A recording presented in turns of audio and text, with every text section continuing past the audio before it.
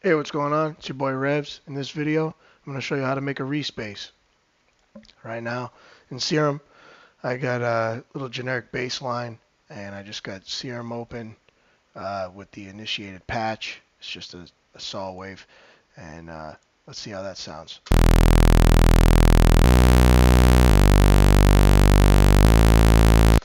So just a generic bass line that I made for the purpose of this video. I got a drum loop here from Splice, so that when we're playing around with this, we can hear it with some drums. But essentially, let's get right into it with Serum. So the Reese bass, what really makes that bass is a saw wave with more voicing. So right now we just got the simple saw wave, and that sounds like this. Once we start to add these voices in, say let's start with 3. Oh, wrong way. It's going to start to add that more of that Reese bass sound. And what this unison does is it adds. What I mean by voices is if you have one, it's just one saw wave. Right now we have 3 of these saw waves playing. And if I hold this D2 knob, it should show us that. So those are the 3 separate waves that are playing now. It's like 3 separate instruments now playing this saw wave. And when you play around with the D2, and that's kind of where you're gonna mess around with that Reese sound. So let's play around with that.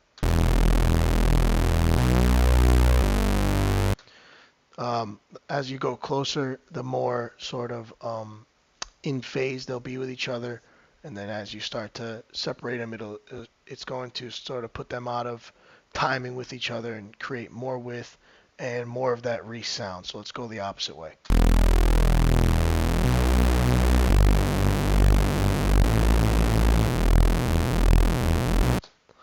And as you can tell, it almost has a little bit of a wobble sound because they're sort of sounding at separate times now. But let's add a couple more voices.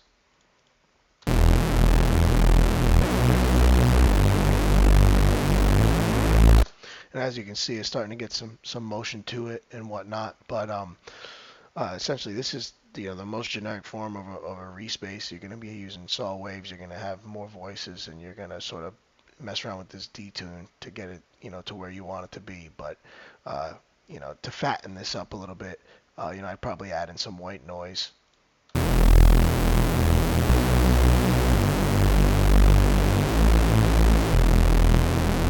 Maybe a little subtle because I'm going to end up doing some post-processing, maybe like a little saturation.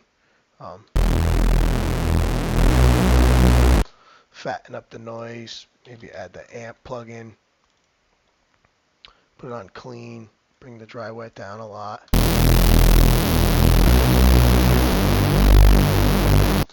Right? Maybe add some OTT. I will use the Serum OTT plugin, which I believe is free to download. And the key to post-processing is you don't want to do everything with one plugin. You notice how when I added the saturator, I just used the soft sine, it fattened up a little bit. I used the amp, it's on like 6.35%. And with the amp plugin, you have a mono and a dual function, which makes it stereo. I recommend using the dual function to maintain that stereo information. It even will make the sound a little wider, but you never want to do everything with one plugin. When it comes to compression and things like that, subtle movements or changes over time to your sound is always going to be best. So even with the OTT I put on, I got it at 15%. Let's see what that sounded like. Sort of fatten it up.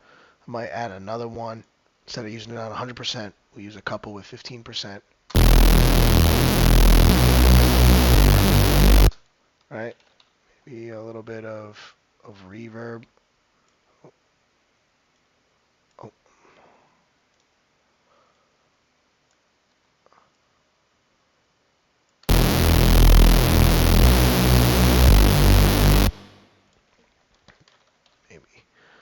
Maybe add a clipper on the end.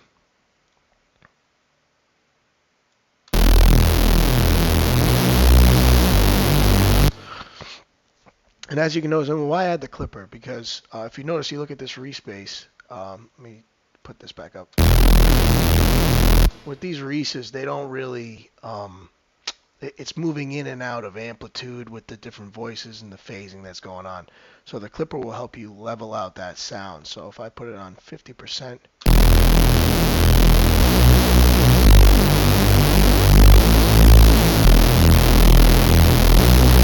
not only will it clip it and fatten it up, it's going to sort of even out the amplitude, which you could, achieve using a limiter, but this will do it and add some sort of pleasing distortion at the same time. So now we got this sort of generic Reese bass, and this is how I would make that.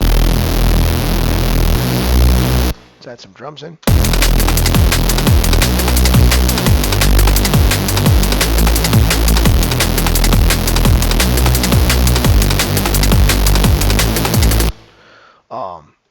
And then, obviously you could EQ and whatnot. That's not really the point of this video. But what you could do is play around with the levels of the white noise. You don't even necessarily need the white noise. You could put that on direct out. You could actually put it up louder. That's going to add a lot more presence to the sound. It's a popular thing in electronic music to use white noise to add hype, so to speak.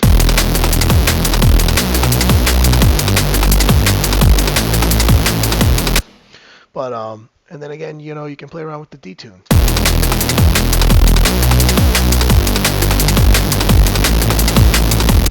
If you go too wide on that, it starts to get like real rumbly. So there's a sweet spot, and use your ear to make that call. I like a little bit of sort of motion and sort of in and out of phase kind of a sound. You could play around with the different noises, and then you can play around with different waveforms. So for me, like one of the things I like to do that I think Quicks kind of open my mind to is using like a square wave, and I wouldn't call it a Reese bass per se, but it has an interesting sound itself. So let's go to basic shapes here, right? And change it to square wave, and that would sound like this. Put the drums back in.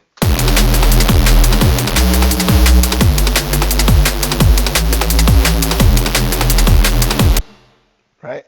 The voices in the detune that really adds a lot of width, but you could play around with different waveforms.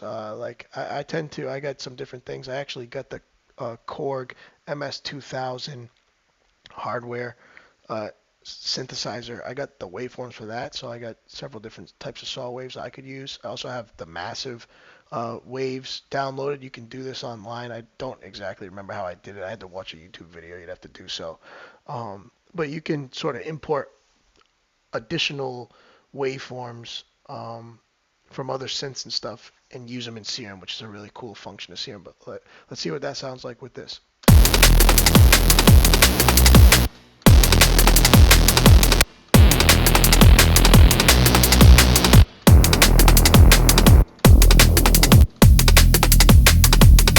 And you create something very subtle,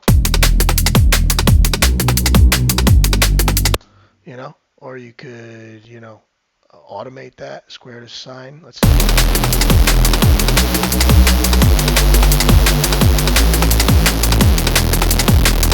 Maybe you want to have it changing a little bit over time, kind of a thing. Let's try that. Hold on.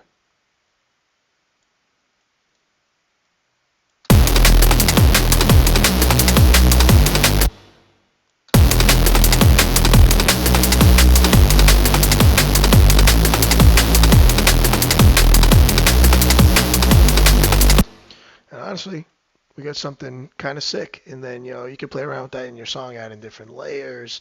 Maybe we want to duplicate this out. And let me see something real quick. Take this back to the analog, just initial saw wave. Oh, my bad. Basic shapes.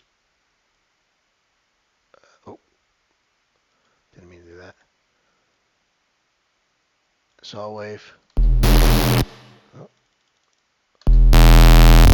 oh, remove modulation.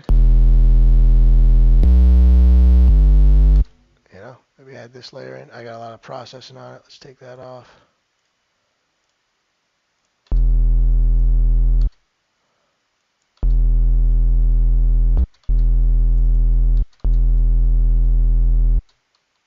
Actually, let's just use the sub saw wave. My bad. Add that in. You know, it comes down to the layers.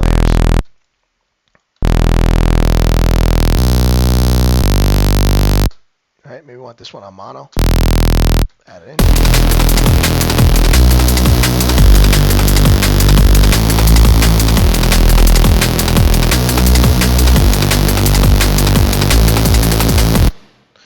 Well, that's how I would make a Reese Bass for my music. I, did like a drum and bass S thing because that's probably one of the most popular forms of music that are going to use this type of, Reese kind of neuro-y type of bass.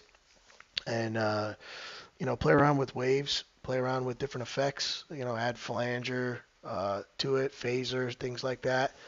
Play around with the automation in Ableton with the LFO on waves that change over time, like that square sine wave. And play around with layering. Make a couple different ones and layer them up to really fatten up your mix. And yeah, so I hope this was helpful. And try to make some respaces and put it in your songs. Thanks for watching.